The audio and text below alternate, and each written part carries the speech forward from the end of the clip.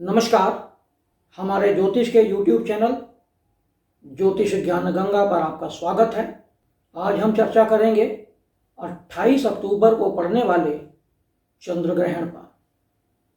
यह चंद्र ग्रहण अश्विनी नक्षत्र में 10 वर्ष के पश्चात पड़ रहा है, क्योंकि अश्विनी नक्षत्र में ग्रहण हमेशा 10 वर्ष के पश्चात ही पड़ता है, क्योंकि मेष राशि में या तो राहु या केतु जब होंगे तभी ग्रहण होगा, और अभी मेष राशि में राहु चल रहे हैं। और आज से ठीक 10 वर्ष पहले 3 नवंबर 2013 को चंद्र ग्रहण पड़ा था, जब मेष राशि में केतु विराजमान थे। यह ग्रहण अश्विनी शुक्ल पूर्णिमा यानी अश्विनी नक्षत्र में यह ग्रहण पड़ने जा रहा है। चर्चा शुरू करने से पहले आपसे अनुरोध है कि हमारे चैनल को सब्सक्राइब करें, लाइक करें और अपने मित्रों में भी शेयर करें। साथ में बेल आइकन का बटन दबाना ना भूलें, जिससे आने वाले सभी वीडियो आपको मिलते रहें। यह ग्रहण 28 अक्टूबर को पड़ रहा है और साथ में 30 अक्टूबर को राहु और केतु राशि परिवर्तन कर रहे हैं, तो स्थिति थोड़ा डेंजरस रहेगी। यह ग्रहण शनिवार के दिन पड़ेगा, रात्रि 11:31 पर, यानी 9 घंटे पहले इसका सूतक शुरू हो जाता है। तो शनिवार ग्रहण पड़ने के कारण खाद्य पदार्थों के मूल्यों में वृद्धि होती है और जनता को पीड़ा का सामना करना पड़ता है। कई जगहों पर ग्रहण विजिबल नहीं होगा, लेकिन ग्रहण विजिबल हो या ना हो, इसका प्रभाव तो पृथ्वी पर पड़ता ही है। हालांकि बहुत लोग इसे अंधविश्वास मानते हैं, तो फिर क्यों ऐसा होता है कि ग्रहण को नंगी आंख से देखना या खुली आंखों से देखना वर्जित होता है? क्यों एक स्पेशल प्रकार के चश्मे बनाए जाते हैं ग्रहण को देखने के लिए? क्योंकि ग्रहण से निकलने वाली अल्ट्रावायलेट रेज, पराबैंगनी तरंगें और कई अनेक प्रकार की और भी तरंगें होती हैं, जो हो सकता है कि विज्ञान को अभी समझ में ना आई हो, वातावरण पर प्रभाव डालती हैं। जब भी ग्रहण पड़ता है उस समय सभी प्रकार के पक्षी, जानवर शांत हो जाते हैं। सूर्य ग्रहण के समय तो सबसे ज़्यादा उछलने वाले बंदर भी बिल्कुल मौन धारण कर लेते हैं। तो इसका मतलब पक्षी और जानवर हमसे ज़्यादा सेंसिटिव हैं। ब्रह्मांड में होने वाली ब्रह्मांड में जो बदलाव होता है उसे वह समझते हैं। और ग्रहण से पड़ने वाले राशियों का प्रभाव आज हम डिस्कस करेंगे, लेकिन इंडिविजुअल कुंडली पर यह प्रभाव अलग अलग हो सकता है। केवल हम एक जनरलाइज प्रेडिक्शन करेंगे राशियों के आधार पर, यानी चंद्र राशि के आधार पर। और जब भी ग्रहण होता है उस समय मंदिरों के कपाट बंद कर दिए जाते हैं, क्योंकि ग्रहण से निकलने वाली अनेक प्रकार की घातक ऊर्जाएं, घातक किरणें हमें नुकसान पहुंचा सकती हैं। तो ग्रहण के समय हमें साधना करनी चाहिए, ध्यान करना चाहिए, मंत्रों का जाप करना चाहिए, लेकिन मंदिर के कपाट बंद रखते हैं।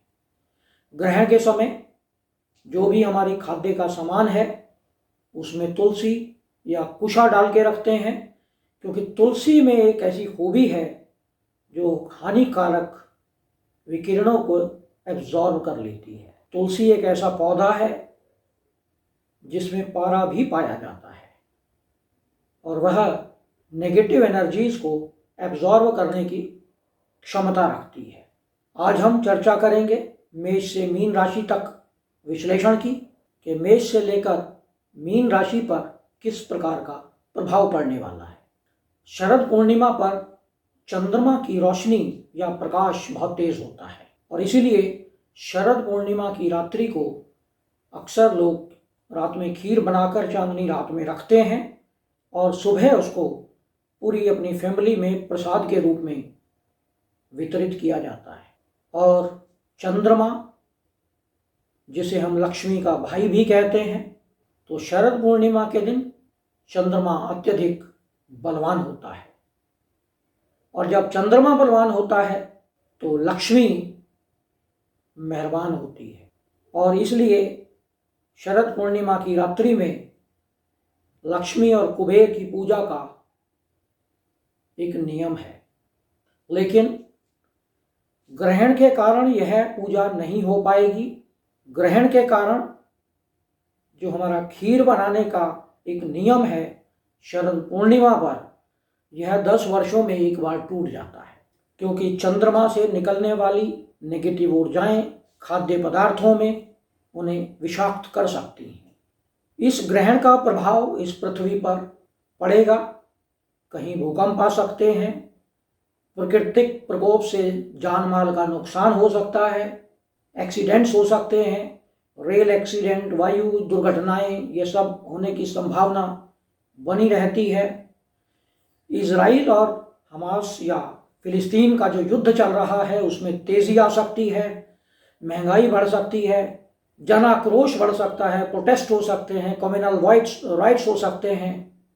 किसी देश का, किसी पार्टी का या किसी कंपनी का मुखिया किसी संकट में आ सकता है इस ग्रहण के कारण, क्योंकि यह अश्विनी नक्षत्र में पड़ रहा है और अश्विनी नक्षत्र अश्विनी कुमार से प्रतिनिधित्व किया जाता है और अश्विनी कुमार देवताओं के वैद्य हैं और उसी में ही ग्रहण पड़ रहा है, जिसके कारण डॉक्टर्स को समस्याएं आ सकती हैं।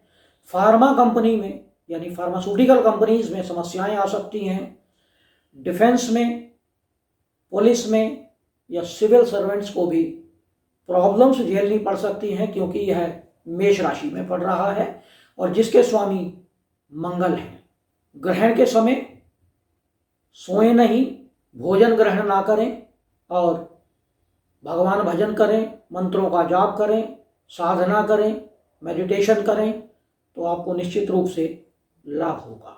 अगर हम राशियों की बात करें तो मेष राशि के लिए यह ग्रहण शरीर पीड़ा या शरीर में चोट लगने का योग बनाता हुआ दिख रहा है और मेष राशि के जातकों को तो यह ग्रहण बिल्कुल ही नहीं देखना चाहिए।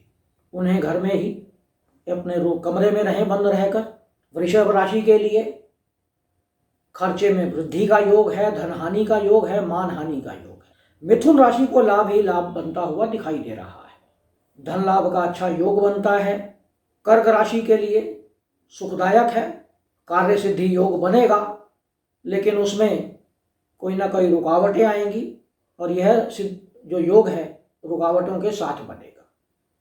सिंह राशि के लिए मान सम्मान का नाश हो सकता है, बेचैनी बढ़ सकती है, अपमान सहना कर पड़ सकता है। कन्या राशि के लिए मृत्यु तुल्य कष्ट, रोग, चोट आदि का योग दिखाई देता है। तुला राशि, दाम्पत्य जीवन में कष्ट हो सकता है। अगर आपका पार्टनरशिप में बिजनेस है तो उसमें मनमुटाव उत्पन्न हो सकता है।